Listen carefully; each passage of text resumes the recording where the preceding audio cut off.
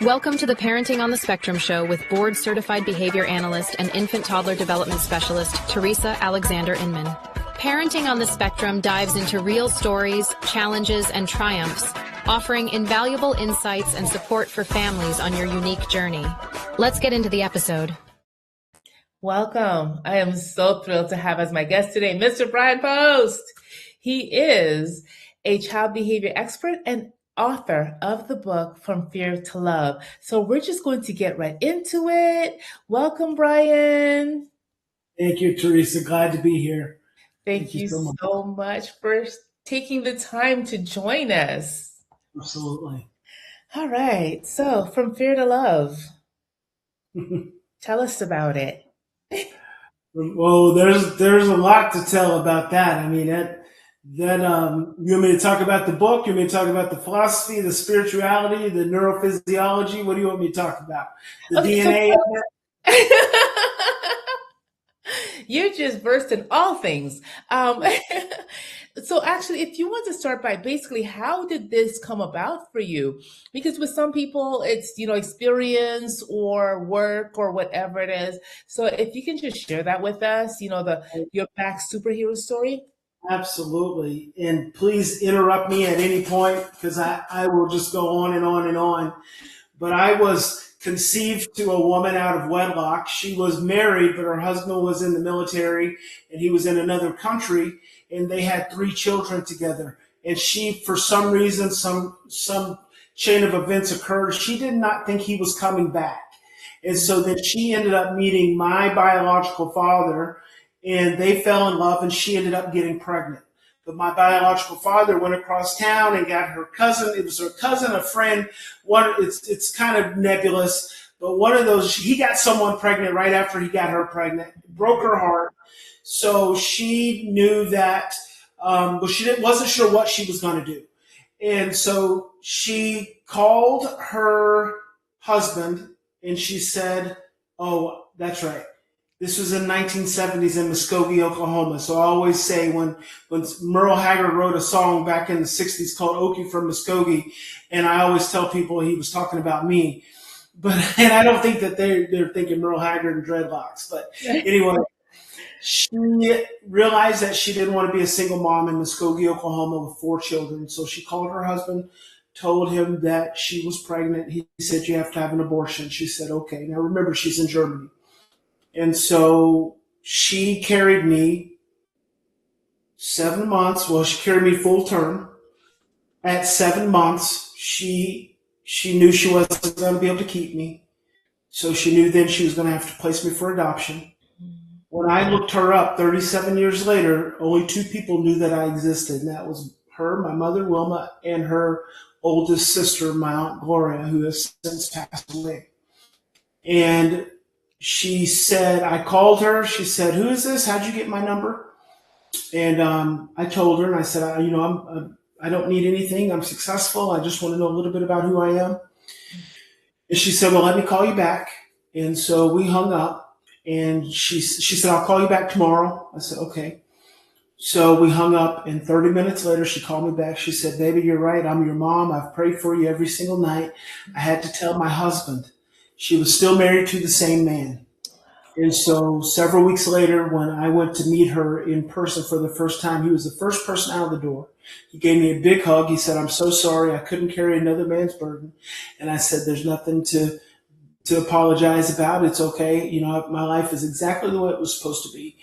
And my adoptive mother went with me to that first meeting. And the reason I tell that story, number one, Theresa, is I tell people that your birth history matters. From conception all the way to birth, it matters. It forms indelible blueprints in your life. Research says as early as the 4th week after conception, the fetus is hearing. By the 2nd trimester, the fetus is capable of psychological processing. So all of that mattered, and all of that wired me. People say, "Well, how did you get into doing this work?" I say, because this is what God created me to do. God put me in every moment that I needed to be able to have the knowing that I have about the dynamics of behavior, the dynamics of adoption, the dynamics of trauma, foster care, the impact. And so when I speak to it, I speak to that depth of understanding, but then also my parents who adopted us. I had a sister who was not biological. She was adopted. My parents who adopted us, loving, hardworking, salt of the earth people, but both traumatized. Both my parents were children of alcoholics. My biological parents had significant trauma. So when I talk about trauma and I talk about generational imprints and the way the DNA is programmed by trauma, I also have that depth of understanding both personally and professionally. So both my parents were children of alcoholics. My mother was the oldest daughter of 10. My father was the oldest son of a sibling group of 9. His father was killed in a bar. My mom's father, when she was 9 years old, he had a heart attack in front of her at the kitchen table and fell over dead. Of all her siblings, they all have a different story about how their father died. My grandmother, she worked 3 jobs. She did everything she knew to do to be able to raise my siblings, but that shows up for children who grow up in that environment. They become really parentified. So they were very parentified. They were hyper responsible. And not only that, but they had their own backstory trauma. Now enter the story. My sister was conceived to a single mother. She was alcohol exposed, possibly some drugs, probably would have been marijuana during that time. It was the 70s. She was 3 months premature. She weighed 3.5 pounds when she was born, and she spent the first 3 months of her life in an incubator. My sister, by every account, was developmentally and emotionally arrested. She was immature. That was really her biggest sentence. Her biggest life sentence is that she was immature. And when you take an immature child and drop her into the home of 2 hyper-responsible, hyper-mature, traumatized parents, see, now you're planting the seeds for a disaster that no one can see coming. And so my sister was very immature. She was very stressed. No one knew anything about trauma during that time. And I always say 2 things. One is I had the worst behaviors. Adopted and foster children are stress sensitive and fearful. I actually had the worst behaviors between the 2 of us, but I could regulate stress more effectively because my biological mother, she said, I loved being pregnant. I ate the right foods. I didn't drink. I didn't smoke. I got exercise. I got rest. She said, I loved being pregnant. And I felt that. That means I grew up in an oxytocin-rich in utero experience. My sister, on the other hand, experienced the exact opposite. So she's constantly stressed out. But as a child, I had behavior issues. And my behavior issues were worse than my sister's. But my sister's behavior issues were the perfect mix with my parents' parentification. So my parents were old school. They hit and they yelled. And my father whipped. He didn't spank, he whipped. I remember a leather strap as far back as I can remember. But what you do when you have a child who has a trauma history, when you're whipping and hitting and yelling, even though my parents, they did not do that because they were mean. They did not do that because they were abusive. They did it because it's all they knew to do. They didn't know anything different, right? So this was just their blueprint. But for a child who has a trauma background, when you do these things, it just creates more stress. And I could recover, but my sister could not. So then I'll tell you this other thing my mom said. I said 2 things. My mom said, when we adopted you, you were smiling. When we adopted your sister, when we got her from the social worker, she was crying. That defined the nature of their relationship. So all of that experience, that totality of experience goes into the understanding of what I have when it comes to human behavior, when it comes to family dynamics, when it comes to raising traumatized children. And when I say from fear to love, I mean from fear to love. We have grown up in our homes. Our society, our families, our churches, our schools. We have grown up experiencing fear disguised as love. So what we think is not love at all. It is fear in the midst of stress. When you're stressed, that's when it matters the most. When we become stressed, We constrict into survival, and then we are conditioned for fear, but we call it love. We grow up our children thinking we're loving them because we're hitting them, you're yelling at them, we're taking things away and not letting them do stuff. But it's not love at all. It's fear. And so I challenge that paradigm that we grow up with and we're conditioned with, because I know on the other side of that, where love lies, is where the greatest breakthroughs and the greatest healing and the greatest potential for relationship happens. Yes. Oh my goodness, Bryan, you just brought so many thoughts and feelings here. Because I'm thinking of the parents of the autistic child who, they are fearful. What is going to happen with my child? How will my child develop? What will happen if, like there's so many ifs because this world is not designed to support autistic children. And there is so much fear there. And there is the, spanking. And I always say, well, when you do that, you're teaching them it's okay to hit. What message are we sending? So, and I know it's all out of fear of what the world is going to do. So let me toughen you up now. Let me correct you, discipline you now. There you go. Yeah. So that we can help you on later. So we can, so to make things better for you later on. And you're saying no. Let me share a collaborative idea. When parents are hitting their children, whether it's their autistic children or any neurodivergent child or even neurotypical children, what not only is it giving the message that hitting is okay, but deeper than that, at a foundational level, it's giving the message that I am not safe. And then that message reverberates to, if my parents are not safe when I am stressed, then no one is. And so then what happens is when we become stressed, we constrict into survival and we don't trust that anyone is safe. So then we are constantly being backed into a corner where we fight or we always freeze first. I always try to help people understand that idea. When you become stressed, the moment you become stressed, you constrict into survival. The first state is to freeze. And then the brain determines, and also personality is wired into this because trauma and personality are wired at the same level of the brain. The brainstem, the state level of memory. So you freeze first, and then you determine whether you should run or whether you should fight. And how many times do parents back their children into corners and the child comes out fighting, and then we want to label them as oppositional defiant or aggressive, and we don't realize that in our own fear as adults, we end up creating these dynamics that trigger our children into their reactive patterns, into their trauma-based reactive patterns. Yes. Oh gosh. And it just brought to mind one of the clients I worked with, a 2-year-old who was, speech delayed. And of course, because he was speech delayed, there were behaviors, right? Because if I can communicate, I will scream and I will punch and hit and do whatever it is. And the doctor told the parent that they wanted to diagnose this 2-year-old with oppositional defiant disorder. I said, please do not. I said, get a different doctor. Please do not. After working with him for maybe a year, he was talking and like all those behaviors went away because now he's communicating. Now he has the tools and the skills to navigate the world.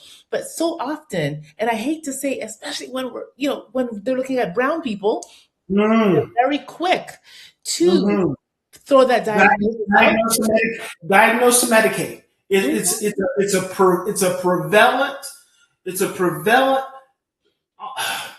I'm not going to go there. That's a little too deep. But it is a prevalent issue with diagnosing and medicating Black children. I see it constantly. I am constantly fighting against it. And I've been fighting against it for 25 years. But I have an agency in Northern California where we specialize in working with at-risk adoptive families. And there are so many, and we serve Stockton, Sacramento. So these are some areas with a lot of Black families and Black children, it is almost an epidemic. Not only that these children are being medicated, but they are being medicated at astronomical rates. I'm talking 7 and 8 medications that you give to psychotic adults, psychotic, suicidal adult. It is horrible. It is a horrible thing to know that we are doing that, and we are doing it from the perspective of the perspective and the support of the medical community. But we don't realize that most doctors are trained by professors who are paid by pharmaceutical companies. And so as soon as you drop into the diagnosis, you're on a fast track to medication. And they will medicate a 2-year-old. And I call it fear-based prescribing, and parents have to guard against this. Not that there's not a place in some reality where medication is a necessary thing and helps, whatever. But parents have to guard against fear-based medication and medicating. And the way it looks is you take your child in and has a behavior problem. The mental health professional is stressed. So because they're stressed and they're not sure what to do, so they give the diagnosis, then the medication, and then you go away for 30 days or 60 days, and then you have another visit. You come back and say, well, here's another behavior. Well, same thing. Now the medical professional is stressed again. So then they put another pill on the behavior.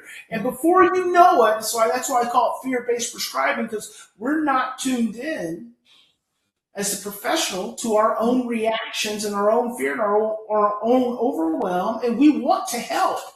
But in our desire to help, we begin to feel helpless, which is reflected in what the parents are feeling. And then the whole time, we're not just realizing the first thing you have to do is you have to slow down. You have to slow down. You have to breathe. You have to calm the stress. You have to get present. You were willing to get present with a 2-year-old. When no one else was, you were willing to get present with a 2-year-old and create the space for some of his natural development to start to kick in. And you said, what do parents do? Because the world's not equipped to deal with autistic children. Well, Theresa, I believe that most autistic children are geniuses. Yes, I believe that they are hardwired at a level of genius, and because our society is so fear-based, and I love to talk about how that works in the brain. Your amygdala, your fear receptor, only looks for threats. Mm-hmm. The moment you see a negative behavior, your amygdala is looking for a threat, and so we become obsessed with negative behaviors. So that becomes our focus. It's compulsive. It becomes our focus. It's the only thing we can tune into. And then in our society, we like to focus on the negative attributes. And as we're focusing on the negative attributes, we are diminishing and suppressing all the positive, beautiful parts of a child. Yes. And then years go by. Years go by, and we wonder why children grow older and don't grow better. Because we've been so fearfully obsessed. And we've not created the space to explore the child's gifts and their strengths and the opportunities. Yes, so true. And, it brought to mind a training that I attended where, and this is in Florida, where I was informed by somebody who worked for APD.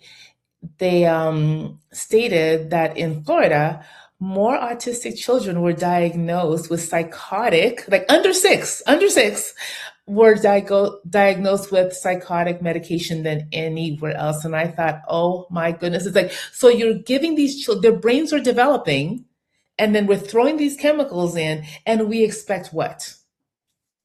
Yeah, we're suppressing superheroes. Mm-hmm. As you're chemically arresting superheroes, they grow older, and then they begin to think that there's something wrong with them. And then when you've nurtured that brokenness in a person for so long, it's really hard for them to find their strengths and their capabilities. And I've seen this so often. I've been doing this almost 30 years. This message that I teach, I've been teaching for almost 30 years. It's pretty much my entire professional career. It's the only thing I've ever really done. It's the only thing I've ever been good at. And so I've seen around the world, I've seen probably everything. And I've seen how children get become arrested by their family because their family are receiving education and support from mental health professionals and medical professionals who don't understand. So the parents feel helpless and they go to the professional. The professional doesn't understand, feels overwhelmed, probably has their own trauma that they've never really dealt with. And then they're telling the parents, you got to do these behavior modification things and these consequences things, and you got to create this rigid structure and create all these limits and these boundaries and everything else. And then we wonder why the kids don't get any better. It's because we're just stressing them out. Yep. We're stressing them out even more. Yes, yes. And just a few weeks ago, a parent called me, and it was we had started working with her, and they basically she felt, based on the information she was receiving from other professionals, that there was no hope for her child. Mm-hmm. And we've been working with him for, I don't know, maybe I think we started in January. He is reading at grade level. He is communicating, right? So this is one thing that they said, oh, he'll never, never, never. And he is communicating. He's telling us what he wants, like, I'm tired. I want to play. I want this. I want that. He's communicating. He's interacting. And the parents were like, oh my gosh, like now they see their child, they see the skills that were buried in there somewhere underneath all the no hope, the things that, because again, when a professional tells you there's no hope, they're not going to do anything to help, elevate that child, to teach them, to help, us to see what's beneath all of the other things, all their coping mechanisms, right? All the ways that they've learned to develop, to cope with whatever the world is throwing at them. Because, like I said before, the world is not designed for autistic people, period. Yeah, when you're viewing the world from a fearful lens, all you can do is communicate more fear. So you can't create hope when the very lens that you look through is one of hopelessness. And so you're looking from your fearful lens, you're looking at a child who is nothing but potential. Nothing but potential. But because we look through a lens of fear, we cannot see potential. So because we're so busy looking at limitations. Our entire mental health system is based upon a framework of limitation and weakness.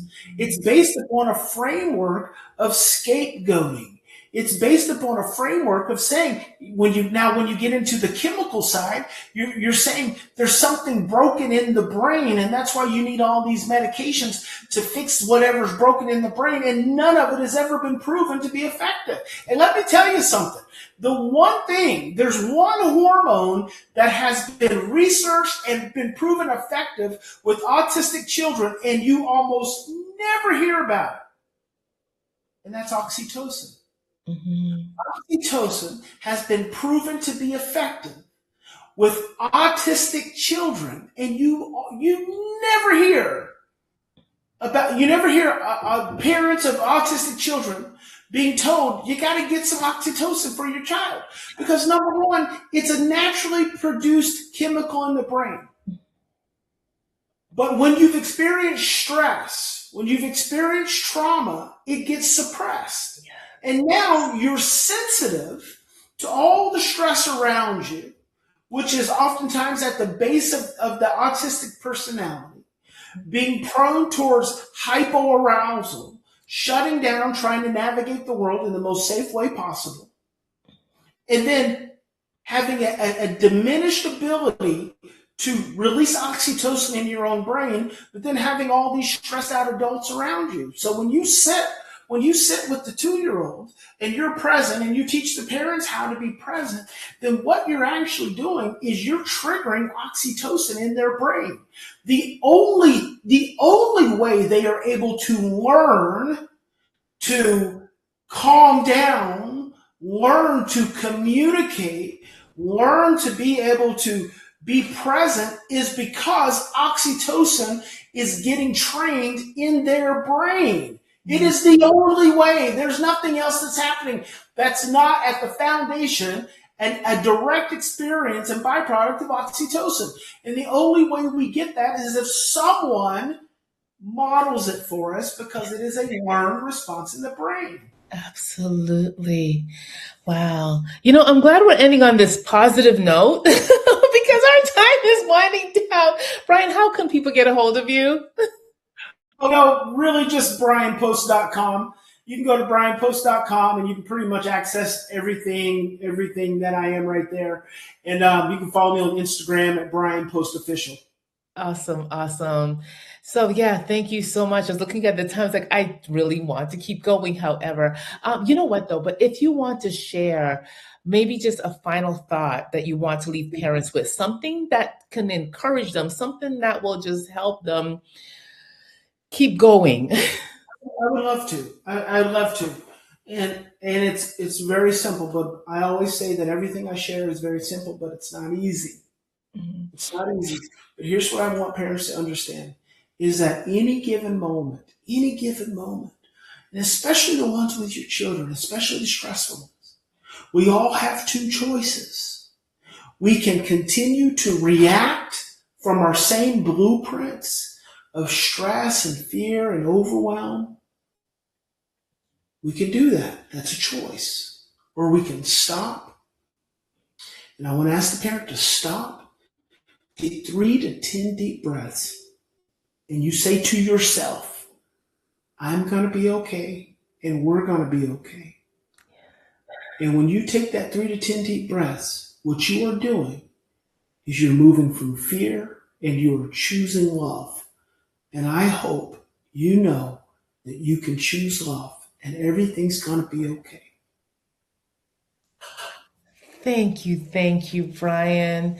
Well, Yeah, and that was, yeah, perfect because parents need hope. yes. And I see it so often. So thank you for offering that hope. And yes, and making it simple because again, it's not a medication. It's not, it's not something that they have to go out there and do because wherever you go, your breath is with you. That's So right. yes, learning that. And can I just add though, because it should be a belly breath, right? Because I find when we breathe into our chest, it doesn't calm very well. A belly breath is fantastic if you can get deep into your belly. But what I would say, Theresa, is just breathe. Gotcha. Because in the moment of stress, the first thing we stop doing is breathing. And when you stop breathing, your brain gets hijacked. So just breathe. If you can belly breathe, fantastic. But just get some oxygen in because it's the only way you're going to turn on some oxytocin. Yes, yes. And then you're also slowing down, which will also help you think a little clearer, right? That's right. Yeah. Absolutely. Awesome. Thanks again, Bryan. My pleasure. So Thank you for people, having me. oh, my absolute pleasure. This has been such an awesome conversation. It's gone by way too fast. Okay. So thank you. People, go to bryanpost.com, please, and breathe. That's right. Amen.